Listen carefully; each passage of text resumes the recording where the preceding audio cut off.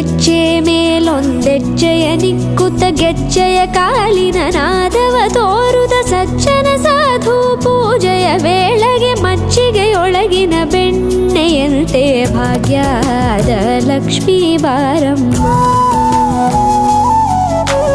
ಹೆಜ್ಜೆ ಮೇಲೊಂದೆಜ್ಜೆಯ ನಿಕ್ಕುತ್ತ ಗೆಜ್ಜೆಯ ಕಾಲಿನ ನಾದವ ತೋರುದ ಸಜ್ಜನ ಸಾಧು ಪೂಜೆಯ ವೇಳೆಗೆ ಮಜ್ಜಿಗೆಯೊಳಗಿನ ಬೆಣ್ಣೆಯಂತೆ ಭಾಗ್ಯದ ಲಕ್ಷ್ಮೀ ಬಾರಮ್ಮ.